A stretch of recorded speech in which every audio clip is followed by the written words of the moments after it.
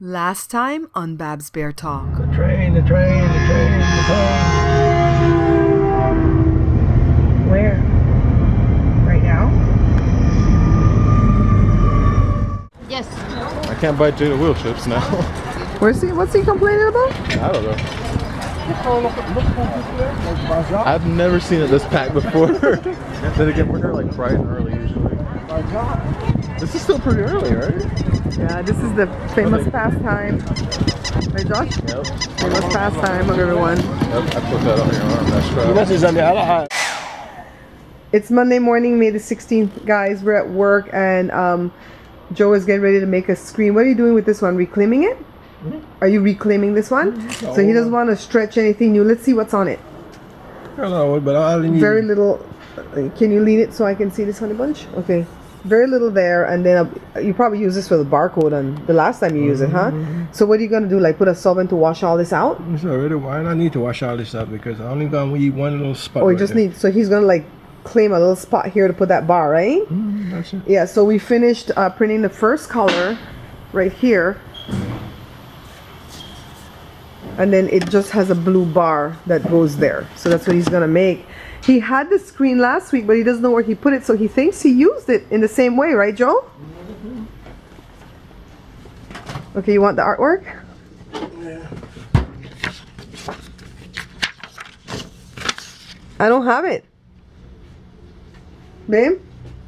I don't have that piece. Luca, you were so right. In any industry, the invoices go from when you invoice them, not from when they pick up, because we all know they can take a long time to pick up, which this company never does. The minute we invoice them that day, the next day they normally pick up. So that guy's just playing the fool, and today is Monday the 16th and they still haven't paid. I don't expect that they'll pay this week at all. They're going to jerk us around, but it's okay because when they do pay, that violates all terms and agreement. And if they want to come back, which they want to come back because they have, remember that other company closed down, so they need printers. The printing companies are going out of business like this, okay? So they're going to need to come back. So don't think that anything that you say was not received in love, because that's why I put it out there. Joe's running the camera right now. If he didn't approve of me putting it out there, I would have never put it out there, okay? We already had butted heads. The only time we quarrel anymore in our marriage is due to this business. And a lot of the times we butt heads. And then I give in because I figure, well, maybe I'm too clouded by my rage, to see the thing the right way. But this time, it was a family thing that we decided. And Joe just, the way he explained it is like, I didn't want to like betray you guys, but I really, thought about the customer, not the one that's paying, but the ultimate customer. And they need their products, and because I'm having to stand off with the person they went through, they're going to be screwed out of their products. I don't want that. So he was like thinking of the bigger picture, when all I'm thinking is about, I want my money from them because I know that because they're big, they can just pretty much play hide and go seek and I won't ever get my money. So as it stands today, I don't have my money, and I don't expect that I'll get it maybe till the end of the week or maybe in 10 days or whenever. But that just really, really opens the door for me to say, hey, no terms ever. Put my money in the account and bye, y'all. So let me go find this artwork for Joe, okay? So we're done with this.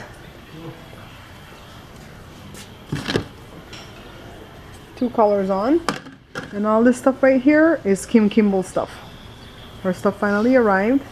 So now Kim has to come up here to bring the artwork and tell us what she wants us to do. And that's when I'll pin her down to come to the cooking channel, right, Joe? That's when I'll pin Kim down to come to the cooking channel, right? This is part of what Joe has to do too. He has to clean up the screen when he's done. Then I have to label it and put it on that shelf over there.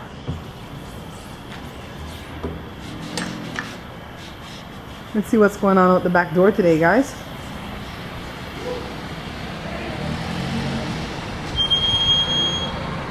Kind of crowded over here today.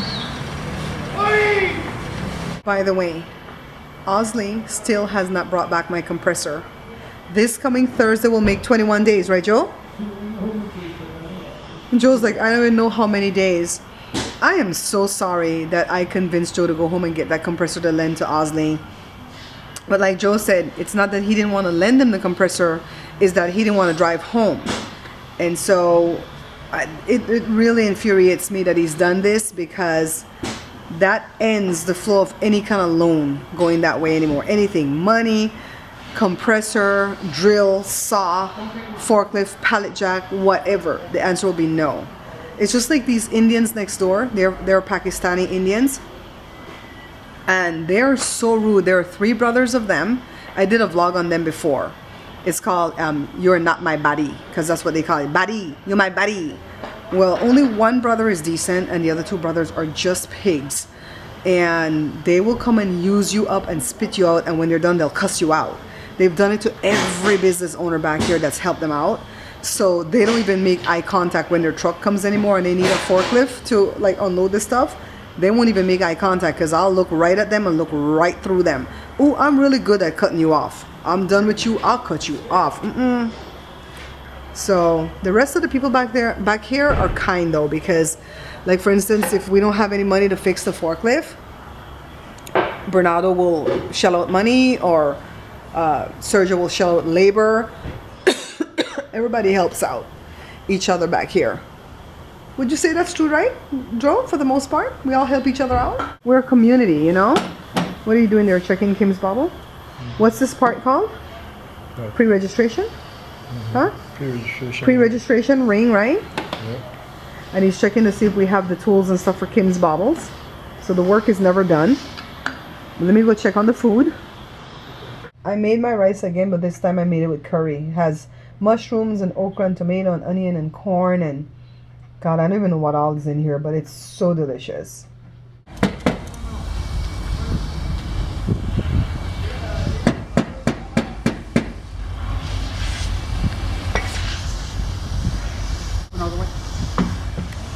Is he stopping it?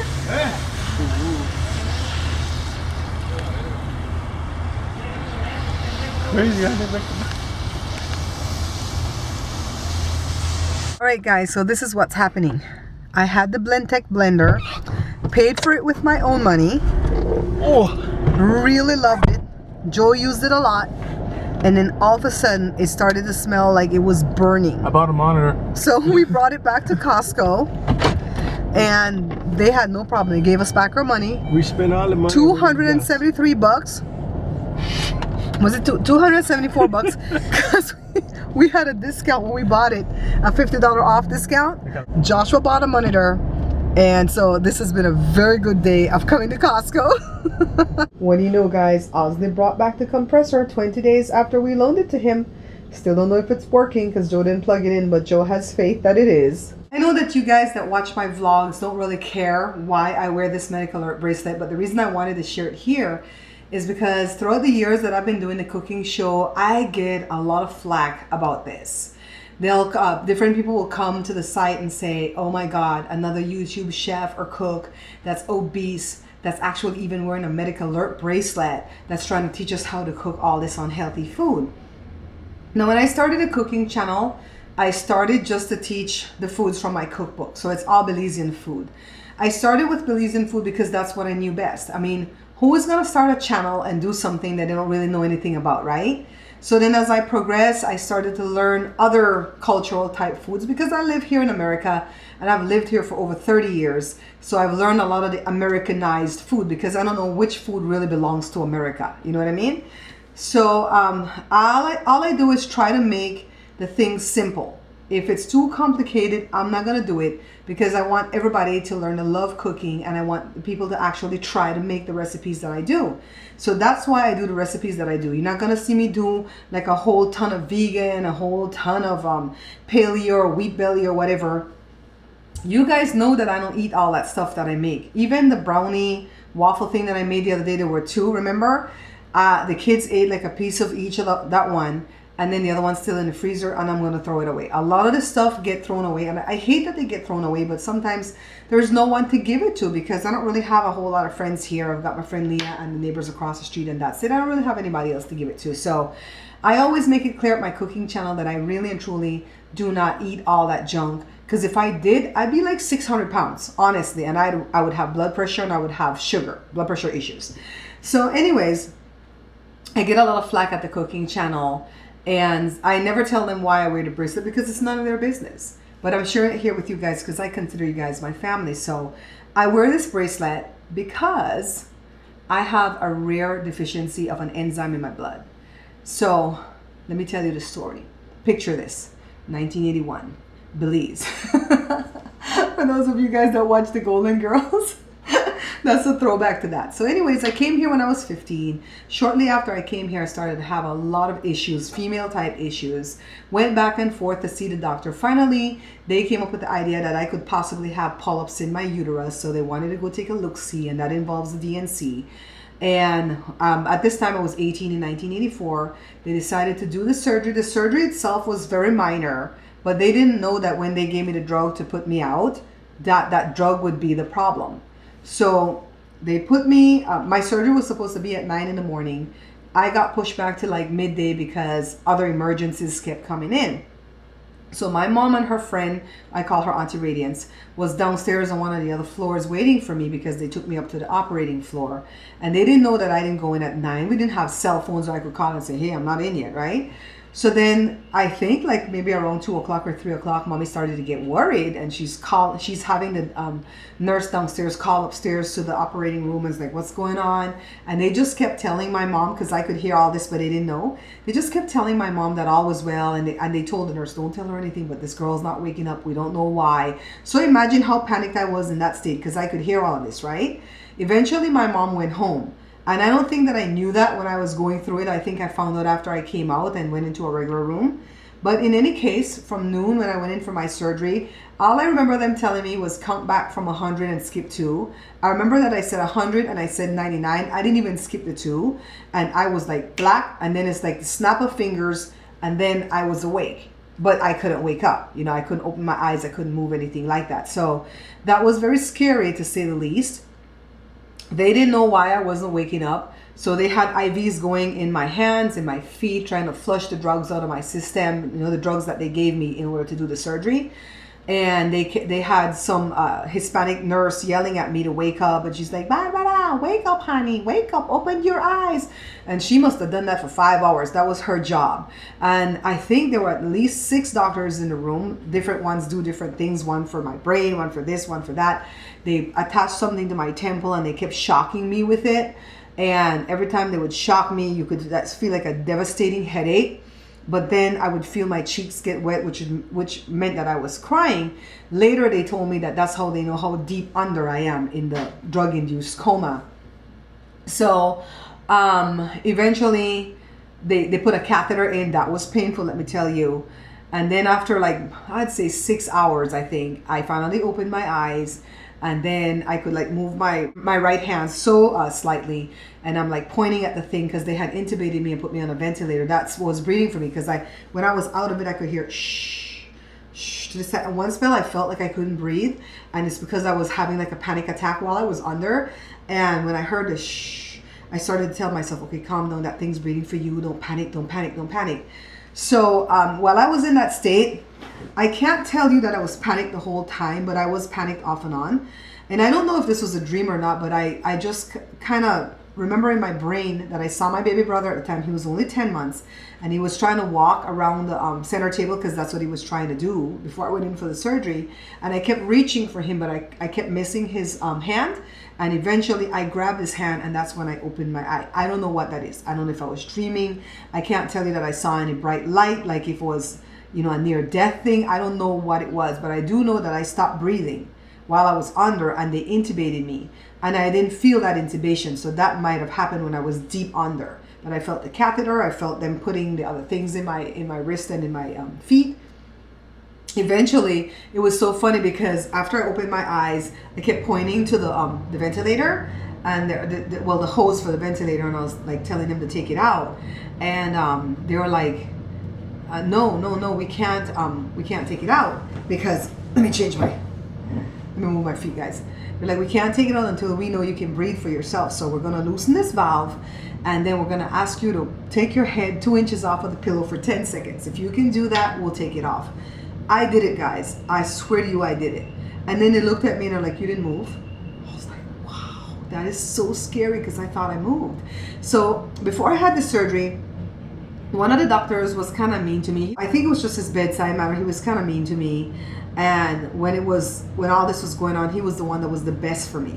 he advocated for me. Every time I would twitch, you know, I would tell my hand to move and my hand would twitch, and the other doctors would say, oh, that was involuntary muscle spasm or involuntary movement. He would say, no, I don't think it is, because when I tell her to move, she moves. And he would tell me, move your hand or move your arm, and I would say, move, arm, move, move, and I would move. So he was actually a sweetie when it was all said and done. He stayed with me from like 10 o'clock at night when they put me in the regular room till about 3 in the morning, because I was so afraid to fall back asleep, because I was afraid I was going to slip back into that coma. So he stayed with me the whole time, and that was so darling. I never forgot him, because he really put me at peace that night. And then I fell asleep, and in the morning when my parents arrived, that's when they started telling my parents everything that happened. And I could hear there was a charge nurse in there, and she was a Jamaican lady, so she was talking to me in Creole before I went under. And when I woke up and they took the thing out and I started talking only Creole, and I didn't realize I was talking only Creole. I thought I was talking English. And then they were like not understanding me, and I was like looking at them like, why are they not understanding me? And then she understood me. Thank God, she was Jamaican. And she was just like, she's talking Belizean Creole, that's her first language. So she reverted back to her first language. And so then that's when I tried to start correcting it, and it took a while for me to talk back English again. It was really, really weird. And you could, you know, after a while I could hear myself talking to Creole, but I couldn't figure out how to say the English words. It was so, so odd. Yeah, so the anesthesiologist at first was a woman. She had to leave in the middle of the surgery to go take care of something at home, and somebody else took over. At first they were trying to blame him, saying that maybe he overdosed me, but he actually didn't. When they tested my blood, they found out that I have this rare deficiency. I'm lacking one of the enzymes in my blood, and pretty much it causes me to have adverse reaction to a whole ton of different drugs. So I'm not like regular people where you can get sick and just give me any old thing, because you might, you know, put me in an early grave. So that's why I wear this medical alert bracelet. It says what I have on it. There's a toll-free number for people to call in the medical field, or anybody to call. It goes to this Medical Alert Foundation. That's one of my charities that I give to all the time, but I try to give to them at least twice a year. I love my bracelet. My boys belong to this foundation too, because they both have asthma, and so they have bracelets for asthma, but they don't wear it because they haven't had an asthma attack in a while. I wear mine because if I get in some kind of trouble out there with a car accident or something, they need to know what not to give me, because they might very well give me something that could kill me. So just wanted to share that with you guys here at my vlog, that this is what's going on. This is why I wear this bracelet, and it's not because I have diabetes or blood pressure or any of the dire things that the people think I have from eating bad food, okay? So quick update on mommy. She's still going through the process, going through the fight. Mommy has good days and bad days, physically and emotionally. So I'm asking you guys, well, I don't have to ask you guys anymore, because I know that the 8 of you that comment on my page are constantly praying for mommy, and I truly, truly appreciate that. She appreciates it too, because I go there and I read her your comments, and she's like, oh, they prayed for me all. So I'm going to go spend the day with her again Saturday, take her stuff that she wants to eat, and I'm calling like a bunch of her friends that are positive, not the negative ones, and just telling them to please come on and visit her, because I feel like it'll boost her spirits and give her that fighting spirit to continue, okay? So I'll keep you guys up to date as much as I can. She did go see that doctor on Tuesday, but he still has to read the files and all that stuff, so we'll go from there when I know more, okay? Anyways, back to kitchen work, guys. When the red button is on? Yeah. Okay. Okay, guys, see, I'm doing it. This is very, very Ready. He doesn't want to go back on the boat.